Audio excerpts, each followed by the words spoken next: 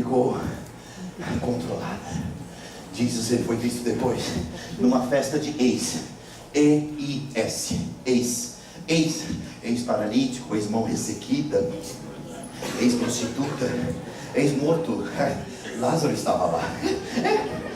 Uma festa de ex, tudo ex. Inclusive eu que era gago, isso, hoje eu consigo falar pra caramba. Sabe o que Jesus fez para me curar? Sabe? Ele sabe o que ele fez? Ele pegou, ele colocou o dedo assim dentro dos meus ouvidos, assim. E ele disse, ele pediu para mim abrir a boca, eu abri. Sabe o que ele fez? Ele cuspiu na minha boca. E quando ele cuspiu na minha boca, a minha voz começou a vir. E quando ele tirou o dedo, ele disse, abra-te, efatá. Eu comecei a ouvir. Sabe o que é isso? Posso ouvir, posso falar contigo. Jesus, cara.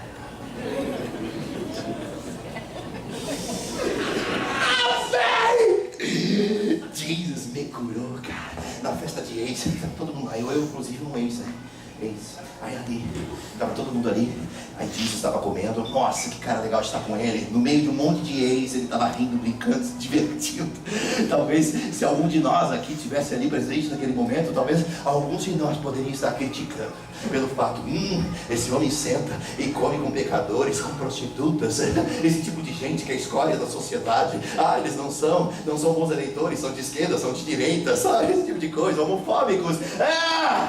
A confusão dos dias atuais. Talvez alguns de nós não se achasse digno de estar assentado à mesa com Jesus. Parou para pensar nisso? Mas é só uma reflexão. O fato é que ele comia com pecadores, ele partia o pão, ele ria com eles. Era um ambiente lindo. Até que daqui a pouco uma mulher, ela entra, ela era pecadora, era. Mas quando começou a andar com Jesus, a vida dela mudou. Ela trouxe um vaso desse tamanho. Não, era assim. Era assim.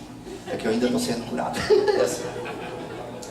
Ela pegou aquele vaso daquele tamanho, ela olhou para Jesus e ela pegou e despejou aquele vaso nos pés de Jesus. Na verdade, ela não despejou, ela deixou um pouco daquele perfume cair nos pés dele. E então ela começou a chorar e ela começou a secar com seus cabelos. E aquele lugar pequeno, aquele perfume foi subindo, aquele perfume foi tomando conta daquele espaço, daquele ambiente, e era uma atmosfera de adoração. Era algo tão bom, tão gostoso. Aquela mulher, ela pegou tudo que ela tinha, o que ela tinha de maior valor, e trouxe, depositou, ofertou aos pés do Senhor. Foi uma adoração extravagante, tudo que ela tinha de precioso. E não é como a gente, que muitas vezes o que nós trazemos e depositamos aos pés do Senhor é o resto, é a sobra, é o cansaço, é o desânimo, são as moedas dos galofiláceos, sabe? O que ela tinha de valor, provavelmente o único bem de valor na sua casa. Ela foi lá, ela pegou e disse, é isso, eu vou ofertar a ele, e depositou. Mas para todo aquele que adora de coração, para todo aquele que é extravagante, para todo aquele que tem as melhores intenções, sempre há um crítico de plantão. Judas estava lá.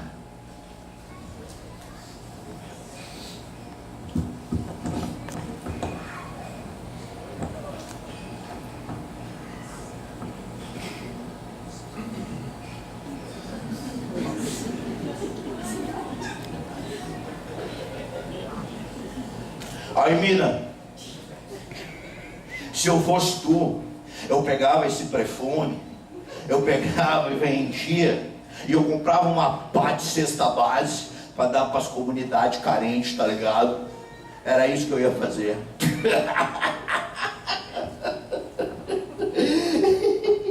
Eu estava no meu canto, eu comecei a rir. Aquele cara, ele nunca me convenceu. Para mim, ele ia montar alguma coisa daqui a pouco. Dito e feito. Quando ele falou isso, Jesus levantou, olhou para todo mundo e disse, não, mulher, guarda esse perfume, Guarda esse perfume para o dia que tiver que preparar o meu corpo. Porque o Filho do Homem vai morrer. Mas no terceiro dia ele vai ressuscitar. No que ele falou isso, cara, automaticamente, rapidinho, os caras pegaram, levantaram e começaram a ir embora. E para esse papo de morrer, ressuscitar ali, ó, tô tudo arrupiado, ó, tudo arrupiado. E para esse negócio, ir embora. Não gosto disso aí, não gosto disso aí, tá bom? Já vi Encarnação do Mal, já vi essas coisas aí, já vi esses filmes, não quero ver isso aí de novo. Não, it não. Fui embora. Aí foi embora. Os caras começaram a ir embora, começaram a dar desculpa. Começaram a ir embora, dar desculpa, coisa do tipo assim, ai Jesus, desculpa, eu esqueci a panela de barro de pressão no fogo, vou ter que tirar fogo. Ai Jesus, desculpa, eu tenho que pegar minha esposa na carroça das 8 agora. Diz o seguinte, hoje quando eu estava passando na praça principal, um homem que fica no alto da torre dando a previsão do tempo, ele disse, Ramalamele, hoje vai chover. Eu vou recolher a roupa, Os caras começaram a ir embora, se levantaram. Aí ficou dias, os discípulos, apóstolos, alguns poucos. Se você tem coragem, cara, coragem para ficar numa situação como essa, saiba que só ele é o cara que pode levantar, olhar para todo mundo, dizer no olho, eu vou morrer e ressuscitar no terceiro dia.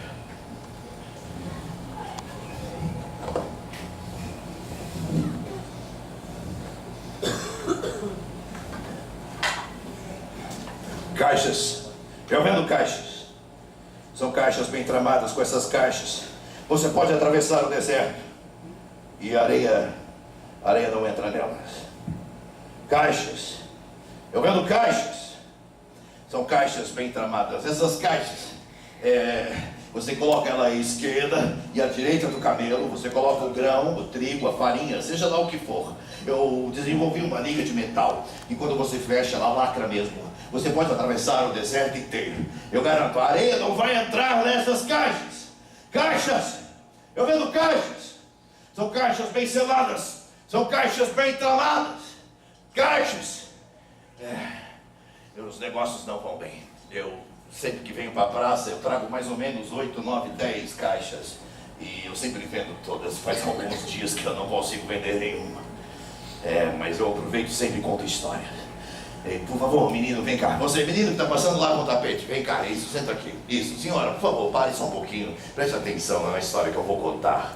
Por favor, você pode se sentar. Isso, pode pegar, pode sentar em cima de uma caixa minha. É verdade. Senhor, pare com o seu animal aí, você pode amarrar. Isso, eu vou contar uma história aqui. Isso, já tem um grupo de pessoas bom aqui. Isso, se junta. Eu vou contar uma história. Essa história é de um homem e sua faca. Com essa faca eu gostava de matar. Eu sei que as coisas não começam muito bem nessa história, mas eu gostava de matar. Eu era um cidadão muito violento, sabe? Principalmente, vocês sabem muito bem, o período em que vivemos alguns anos atrás. Eu gostava de matar principalmente soldados romanos. Os romanos chegaram aqui, eles tomaram conta de tudo. Eles começaram a dizer o que nós deveríamos comprar, o que deveríamos vender. Eles começaram a dar ordens aqui e diziam tudo, exatamente, inclusive toque de recolher. Determinado horário, ninguém mais andava na rua, criança muito menos. As mulheres até determinado horário andavam de cabeça baixa e tinham que ir correndo, aonde os guardas romanos de 2 a 2, nos seus cavalos robustos, eles diziam, vai mulher, corre! E as mulheres corriam pelas ruas. Os homens eram maltratados, açoitados. Os romanos, eles fizeram algo aqui, eles colocaram, então, a política da cruz. Sabe qual é? A política da cruz é a seguinte: você faz alguma coisa errada aqui em Jerusalém, automaticamente você vai para uma cruz que está aos montes ao derredor. Em todo o derredor, em toda a circunferência dessa cidade, você vai ver cadáveres, homens se desmanchando no madeiro. Eles estão ali apodrecendo, eles estão ali para mostrar para quem entra nessa cidade o que vai acontecer se você errar conosco. É isso, é o recado, é o cartão de visita. Erre conosco que você vai morrer dessa forma. Esses eram os nossos dias. Então eu fiquei sabendo que uma grande comitiva de romanos estava vindo de uma conquista. Eles estavam em mais ou menos 200, 300 homens, e inclusive dentro dos carroções os homens feridos. Eu armei um bando de pessoas que estavam no alto do monte, eram, sei lá, 200, talvez um pouco menos, todos com armas em punho, e nós iríamos sim ceifar os romanos. De vez em quando fazíamos isso.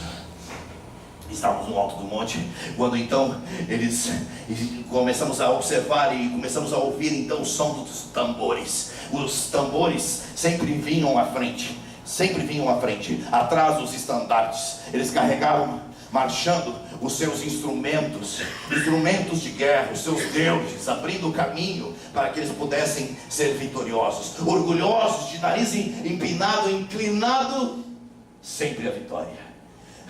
Os romanos estavam orgulhosos porque tinham conquistado mais um território, ou seja, tinham matado muita gente. Logo atrás vinham os homens de muleta, e dentro dos carroções, homens feridos, talvez até mutilados, mas com a mão no peito, cantando seus hinos de guerra, cheios de orgulho. Aquilo me dava muita raiva, sabe, gente? E quando eles estavam em cima de nós, eu disse: atacar! E nós então descemos o morro e começamos a feri-los, e eles começaram a ferir a cada um de nós. Então eu percebi que os nossos homens estavam caindo todos por terra. Então eu fui aprisionado. Isso. E quando eu acordei com uma dor aqui na nuca, eu estava em um buraco, e uma grade lá em cima era aproximadamente 3 metros e meio acima de mim. E eu estava então com os pés cheios de barro, as paredes tinham água descendo por ela, e eu disse: o que é isso? O que está acontecendo? E que barulho é esse? Eu ouvi um barulho lá em cima. Então eu peguei, saltei, segurei as grades, coloquei meus pés nos sulcos da rocha, projetei meu corpo para cima e consegui ver. E quando eu olhei, eu fiquei pasmado. O que eu vi era o pátio romano. Sabe o que tinha lá? Um tronco bem no centro, onde nós, judeus, éramos açoitados até a morte. E tudo que eu pensei, então, eu vou sair daqui, eu vou conseguir sair daqui. E quando eu sair daqui, eu vou matar mais e mais romanos. Eu vou acabar com a raça de vocês. Está me ouvindo? Então eu ouvi de novo o barulho.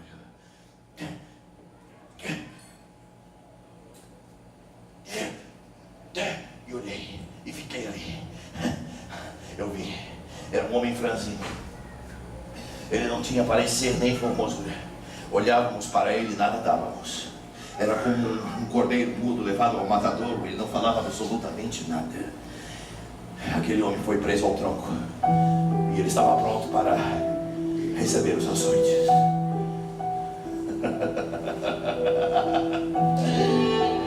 Eu lá embaixo comecei a pensar coisa do tipo: por que esse homem está tão calmo, tão quieto? Por que ele não se mexe? Por que ele está olhando para as costas e olha para o céu de vez em quando? Por quê? Eu comecei a pensar: se fosse eu que estivesse ali naquela condição, eu estaria cortando os meus pulsos. Eu estaria cortando os meus pulsos a ponto de sangrar, gritando desesperado: vem você me conhece, vem aqui, você me conhece, você vem aqui, corte os grilhões, corte a corrente, corte os meus pulsos, mas eu não vou morrer nos açoites, não vou morrer em uma morte de cruz. Eu não vou passar pela vergonha da cruz. Eu não vou morrer lá nu, pendurado no madeiro, apodrecendo, para que todos zombem de mim. Não, me tira daqui. O fato é que o homem estava quieto.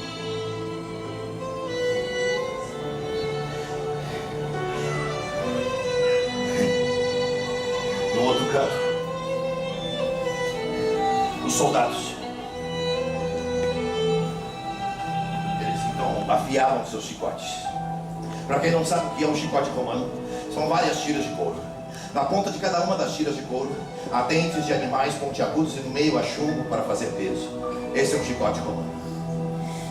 Eles então pegaram a madeira e começaram a bater na madeira, e as lascas de madeira começavam a voar pelo ar. Batendo na madeira e as lascas de madeira voavam pelo ar.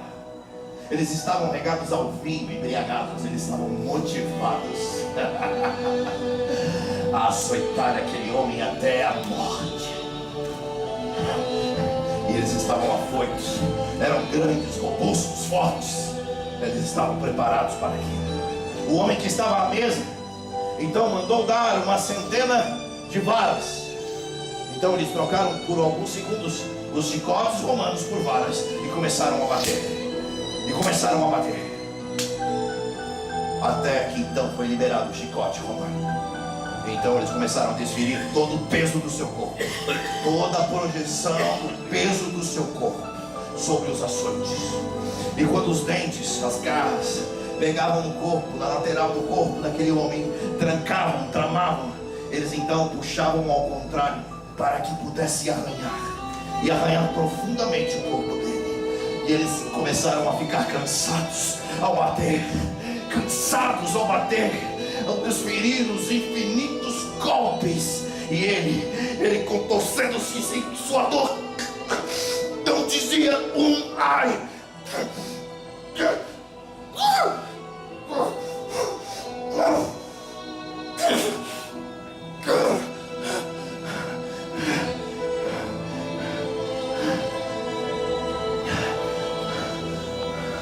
O soltaram e agora então prenderam as suas mãos para trás e o seu peito estava completamente à mostra. Então os soldados começaram a desferir os golpes no peito. Batiam no peito, batiam no rosto, batiam nas pernas, batiam com toda a raiva, batiam com todo o ódio, batiam com toda a intolerância, batiam com todo o desamor. Você nunca vai saber o que é ser açoitado por um chicote romano. Nunca. Porque um homem já foi açoitado por você.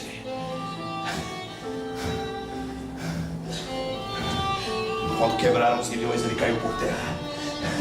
E ele não conseguia encostar em si mesmo, porque a perna estava completamente aberta por debaixo dos braços, na lateral do corpo. Ele não conseguia. Ele tentava se levantar e não conseguia. O soldado então gentilmente pegou ele pelo cabelo, levantou ele e arrastou ele de costas até um canto. E naquele canto colocou sobre ele um manto. Onde ele sentou, colocou um manto carmesim vermelho como que quando entrou em contato com os sucos que haviam sido abertos pelos chicotes romanos, o calor do deserto, a falta de umidade, imediatamente o sangue coagulou e secou ao tecido. Secou ao tecido. Isso quer dizer o quê? Que ele precisava ficar imóvel, porque cada movimento que ele fazia rompia-se como se tivesse quebrado. E quando aquilo acontecia, a dor era como a do açoite, e o sangue voltava a jorrar. Então ele ficava praticamente imóvel, suportando aquilo, um pano seco sobre sua pele, uma trama de espinhos sobre sua cabeça, espinhos, e uma vara como cetro. Os soldados então, para ajudar, pegavam no lado avesso de suas lanças, apertavam a coroa contra a sua cabeça, cuspiam na sua face e diziam: Rei dos Judeus.